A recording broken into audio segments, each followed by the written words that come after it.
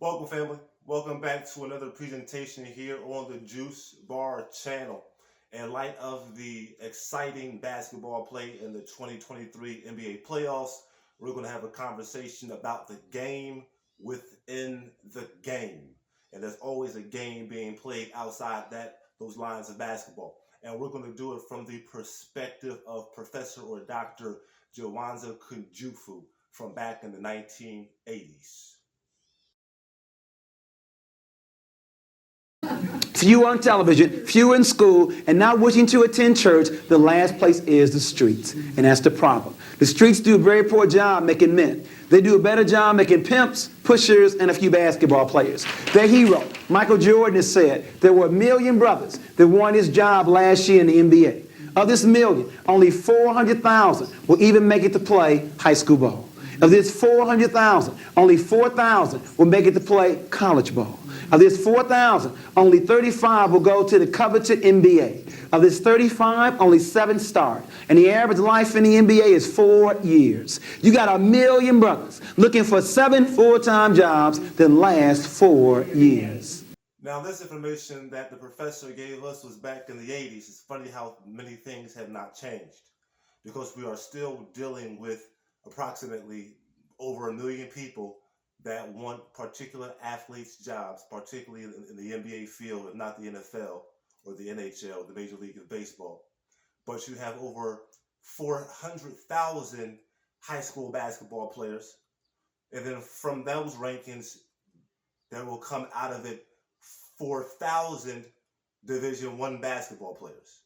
And then from that 4,000, you'll get about 40 to 60 first-round draft picks, guaranteed contracts and guaranteed money. And then from that 40 to 60, the average NBA career, as he stated, is about 4 years. And then we want to add one element or one stat to that because of these players who so-called made it, and we must be very careful with how we use our language because if I made it, then I should be able to maintain it. But when we're dealing with NBA athletes in particular, where 40% of basketball players playing in the NBA do not file for bankruptcy. That means there are 60% of the basketball players, they will file for bankruptcy within a 5-year time period. Well, we have analyzed that. We know why that is. We have remedies to solve that, but to a great degree, we have culture vultures within this game.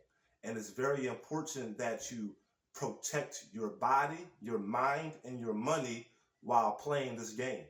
And the game will even test you to the loyalty that you have. So you must even protect your game because there are people in the form of coaches, administrators, general managers, other teammates who may become very envious and hateful of you, and they will try to attempt to throw you off your game, robbing you of your mind, your money, and also even your energy. So these things must be considered when we are talking about the game of basketball, but also acknowledging there's a game within a game. So you have 400,000 high school basketball players. That dwindles down to 4,000 Division I.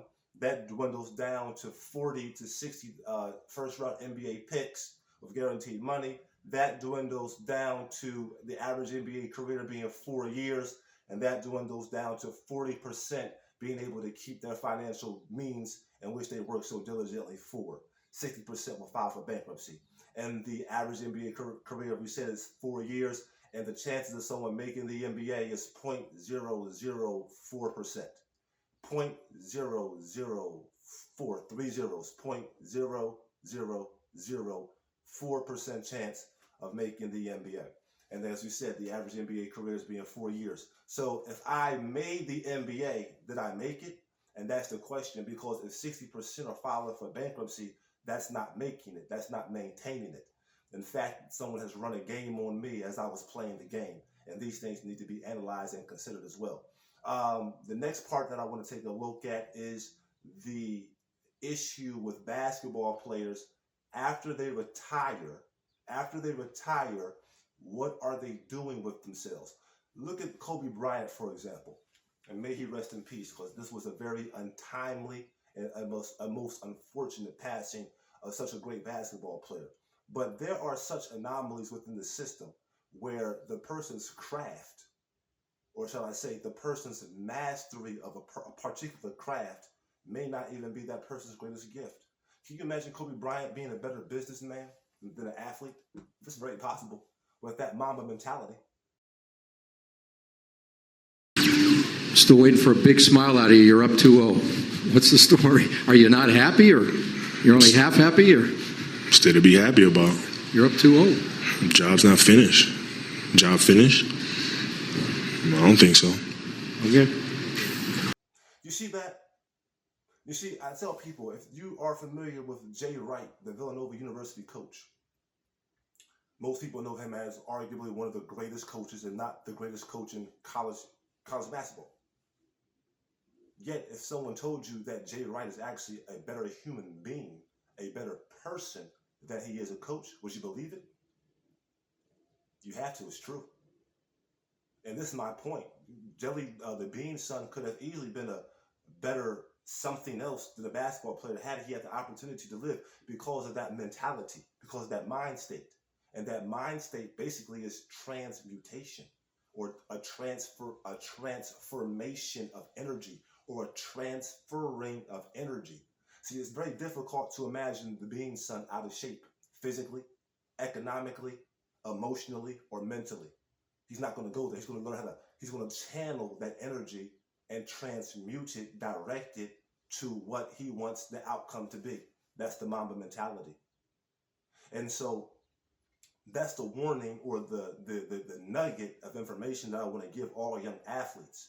All young athletes, be mindful there are culture vultures in this game who want to steal your mind, money, attention, and your energy for their own profit, for their own gains, despite you. But you must learn how to protect that against these culture vultures, wicked men who are also attracted to this most beautiful game. Now, after you're done playing basketball, and even during playing basketball, we want you going as hard as you can, being as diligent as you can, practicing the way you play and playing the right way, okay? But now what must be understood is, after the basketball stops bouncing through your own choice, through your own will, because you now said to yourself, I'm going to put the game down because I can get nothing else from it. Now it's too taxing, I'm going to put it down. So now you decide to put it down. A man has not forced you to put it down. Someone has not coerced you to put it down, or someone has not deceived you into thinking you were not good enough and you decided to put the game down. You put the game down through your own choice, through your own will. Now there's other work that must now be done. That's why the Bean's son is saying the work is not done. That's a microcosm of life. Basketball is a microcosm of life. There's still time left on the clock. There's still breath in my body. There's still work that must be done. The job's not done. Am I happy? I'm happy. But am I complacent? No. Am I content? Yes. Complacent? No. Work must continue. Even after the ball stops bouncing for you athletes, that is one of the biggest problems. This also helps to contribute, not the only reason, but it helps to contribute as to why 60% will file for bankruptcy. Because they have not learned how to transmute the energy they put into basketball into the real world. The term that we use here is called selective apathy. Yeah. Selective apathy is, I have the ability in the mind to work out for 3, 4, 5, 6 hours. 3 hours in the gym, 1 hour individual training, 1 hour weight training. I'm watching my diet and the amount of food I take in my body the whole entire time. I'm very diligent on all of this, right? So now, why can't I take those same principles of diligence and effort and now apply it to another field? Why can't I master one field? If I can master one field, then why can I not master a second field? Understand? And that's what we're saying here. If one has the ability to transmutate, then no one can oppress you. If one has the ability to transform, then no one can stand over you. And that's what the athlete of America has to understand, particularly as we're looking at 60% of NBA players file for bankruptcy, and it's even higher for the NFL. I think it's about 70% for the NFL. So these things need to be seriously considered. Okay, family, I think that's just about it. Let me touch on my notes to make sure I touched on everything before we conclude on today's juice.